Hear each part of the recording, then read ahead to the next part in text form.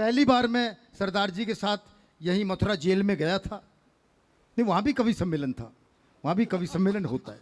वो ये सोच के करवाते हैं कुछ सज़ा रह गई होगी, कमी है, कैदियों की सज़ा में कुछ कमी रह गई होगी तो पूरी हो जाएगी।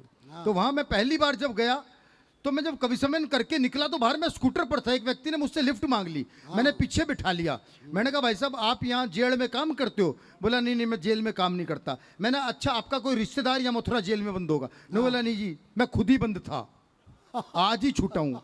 मैंने कहा क्या करते हो? बोला मैं जेब काटता हूँ। मैं घबराया, मैं कहा कोई मामला साफ कर दिया हो। मेरी घबराहट देख के बोला कवि जी घबराओ मत, घर जाके अपने 8,500 पूरे गिन लेना। अरे मैंने कहा इसके कैसे पता लगा, नहीं तो लगता गिन के भी धर दिए। उसी घबराहट में मैं भाई साहब लाल बत्ती पार कर गया। अच्छा। एक ट्रैफिक वाले ने रोक लिया, बोला 100 रुपये का चालान कटेगा। उस दिन मैंने जिंदगी में खुशी खुशी चालान कटवाया। मैंने कहा रुपये चेक हो जाएंगे। मैंने रुपये निकाल के चेक करे पूरे थे भाई साहब। 100 का चालान कटवा के बाकी के रुपये वहीं अंदर अंटी में लगा लिए, जहाँ सारे मथुरावासी लगाते अंदर, जो गुप्त जेब होती है पुरुषों की। और जब मैं चलने लगा बोला कवि जी मेरी वजह से आपका 100 रुपये का चालान कटाए, पकड़ो 100 रुपये। अरे मैंने कहा तेरे पास कहाँ से आए? यहाँ जेल में तो सिक्के तक नहीं ले जा सकते। बोले क्यों भी आपने 100 रुपये का चालान नहीं कटवाया? मगर ट्रैफिक पुलिस वाले का ही मामला साफ कर दिया तूने। अरे मैंने कहा ये क्या कर दिया? अरे उस चालान पे मेरा नाम लिखा, मेरा एड्रेस लिखा, मेरा फोन नंबर लिखा और मुझे घर से उठा लेंगे। बोले जी कुछ नहीं होगा। मैंने कहा ऐसे कैसे नहीं होगा? बोला जी मानो। मैंने कहा ऐसे कैसे मानू? नहीं, बोला नहीं मानते तो लो चालान बुक भी रख लो। बोल बाके बिहारी लाल की। ऐसे ऐसे छटे हुए मिलते हैं, लेकिन इसका ये मतलब नहीं है कि उनके अंदर देशभक्ति नहीं होती। मैंने चौधरी साहब उनकी देशभक्ति ढूंढ के निकाली और वो 4 पंक्तियां समर्पित करता हूं कि जेब कतरे का बेटा बोला हे ईश्वर नहीं मांगता आपसे कोठी बंगला महल किले, ना इंग्लैंड में ना फ्रांस में ना इटली में, मुझे तो बस हर जन्म भारत में ही मिले।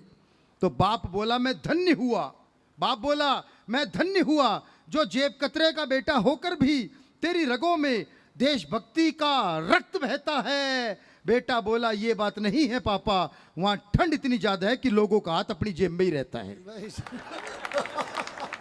माँ बहुत अच्छी होती है, लेकिन इस माँ को तब पता नहीं क्या हो जाता है जब ये सासू माँ बन जाती है। मैं वहीं से शुरू करता हूं कि एयरफोर्स का एक पायलट अपनी सास को एयर शो में लेके आया। एयरफोर्स का एक पायलट अपनी सास को एयर शो में लेके आया तो उसने ये सोचकर जहाज को उल्टा सीधा ऊपर नीचे दाएं बाएं हर एंगल पर घुमाया कि मेरी सास को मेरा हुनर दिख जाएगा। लेकिन जब शो खत्म करके सास के पास पहुंचा तो सास बोली बेटा हिम्मत मत हारियो, धीरे धीरे सीधा चलाना भी सीख जाएगा, धीरे धीरे सीधा चलाना भी सीख जाएगा। तो बहुत अच्छा लग रहा है, बहुत मन से सुन रहे हैं। थोड़ी सी तालियों का घनत्व आप बढ़ा दीजिए। स्वामी जी आपको मैं प्रणाम करता हूं। और मित्रों मैं बताना चाहता हूं कि नारी शक्ति से कभी पंगा नहीं लेना चाहिए। एक तो कह रही थी बोले तबीयत खराब थी ना कोई गोली ना कैप्सूल काम आया, तबीयत खराब थी ना कोई गोली ना कैप्सूल काम आया, आधा घंटा अपनी सास से खूब लड़ी तब जाके थोड़ा आराम आया। इसलिए महिलाओं से पंगा नहीं लेना चाहिए। और एक बात बताना चाहता हूं पुरुषों को जी, आपको अगर अपने खानदान का इतिहास जानना हो कुछ करने की जरूरत नहीं है, बस अपनी पत्नी के मायके की बुराई शुरू कर दो। वाह, 10 मिनट में आपके खानदान का गौरवशाली इतिहास आपके सामने होगा। चुप नहीं बैठ सकती महिला। वो 4 महिलाएं चुप होने के लिए गुफा में गई कि हमें मौन रहना है। जैसी गुफा में पहुंची 1 मिनट बाद ही पहली बोली ओहो लगता है मैं तो लाइट और पंखे खुले छोड़ आई।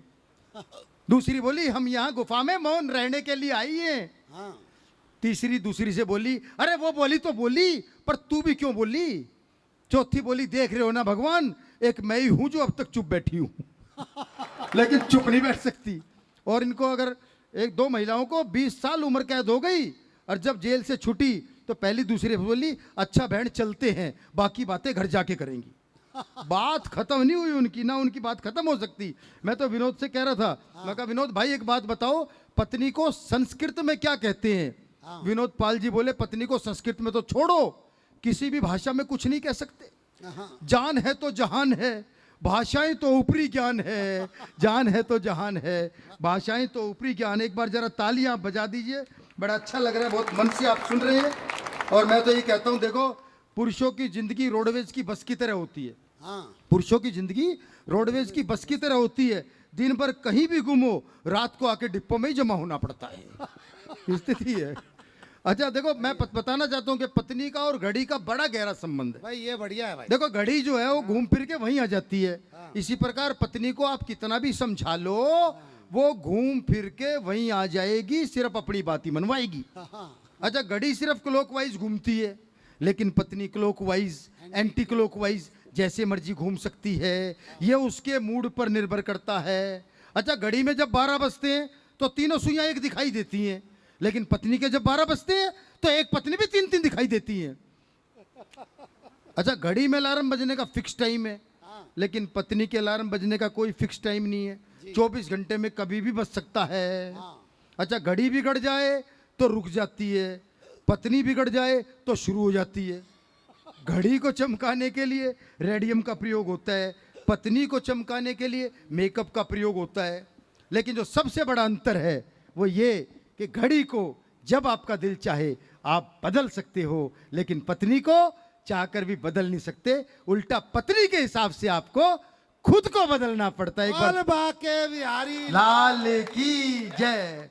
लेकिन देखो, पुरुष हो या महिलाएं हो, आजकल ये बाबाओं के चक्कर में पड़े रहते हैं। बाबा भी ऐसे हो गए, आपको पता, आधे तो अंदर ही पड़े हैं। बिल्कुल सारे योगी बाबा जैसे नहीं होते जो देश के लिए समर्पित होते हैं, ऐसे ऐसे भी बाबा पड़े हैं। एक पहुंच गया बाबा के पास, बोला बाबा मेरी शादी नहीं हो रही। बाबा ने कहा बेटा जेब में किसकी फोटो रखते हो? बोला जी नरेंद्र मोदी की। बोला बेटा दिग्विजय की रखा करो, करपानी शुरू हो जाएगी। ऐसी स्थिति है। अच्छा, ये महिलाएं भी बाबाओं के चक्कर में पड़ी रहती हैं। एक महिला बाबा के पास गई, बाबा उपदेश दे रहे थे, अहंकार ही सबसे बड़ा पाप है। महिला बोली बाबा मैं क्या करूं, जब मैं कभी दर्पण देखती हूं और मैं सोचती हूं मैं कितनी सुंदर हूं, मैं कितनी सुंदर हूं, तो मुझे बहुत अहंकार हो जाता है। बाबा मैं इस पाप से कैसे छुटकारा पाऊं? बाबा बोले बच्चा गलतफहमी कोई पाप नहीं, गलतफहमी कोई पाप नहीं।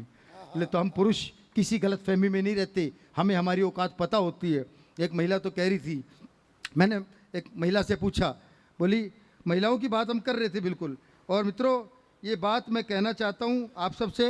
एक महिला ने कहा मुहावरे का अर्थ बताओ। मैंने एक महिला से पूछा मुहावरे का अर्थ बताओ, आम के आम गुठली के दाम वाक्य में प्रयोग करके दिखाओ। तो मैडम बोली पति देव ने सुबह सुबह एक्सरसाइज के लिए जैसे ही हाथ घुमाया, मैंने फौरन उनके हाथ में कपड़ा थमाया, थोड़ी देर में ही साफ हो गई सारी दीवार, मेहमानों के लिए कमरा हो गया तैयार, काम वाली की जरूरत ही नहीं, फ्री में हो गया सारा काम। इसे ही कहते हैं आम के आम और गुठलियों के दाम। अच्छा, स्थिति कई बार ऐसा होता है हम फंस जाते हैं, और कई बार आदमी पछताता रहता है मैंने क्या कर लिया। वो 2 कॉलेज के पुराने दोस्त, मंजी जी सुनेगा, 2 कॉलेज के दोस्त आपस में मिले पुराने, बोले कैसे कटे इतने साल? तो पहला बोला जी मैंने कॉलेज के तुरंत बाद शादी कर ली। बोला ये बहुत अच्छा हुआ। बोला नहीं इतना अच्छा भी नहीं हुआ, क्योंकि मुझे पत्नी बहुत झगड़ालू मिली। बोले हो फिर तो तुम्हारा जीवन नरक हो गया होगा। बोला नहीं इतना नरक भी नहीं हुआ, क्योंकि मुझे दहेज में 20 लाख रुपए मिले थे, उससे मैंने एक दुकान ले ली, लेकिन दुकान पे ग्राहक ही नहीं चढ़ता था। बोला हो फिर तो तुम्हारी जिंदगी नरक, बिल्कुल बहुत तकलीफ हुई होगी। बोला नहीं इतनी तकलीफ भी नहीं हुई, क्योंकि वो 20 लाख की दुकान मैंने थोड़े दिन में 40 लाख की बेच दी। बोला फिर तो बहुत मुनाफा हो गया, तेरी तो बल्ले बल्ले हो गई। बोला नहीं इतनी बल्ले बल्ले भी नहीं हुई, क्योंकि थोड़े दिन बाद ही उस मकान में आग लग गई।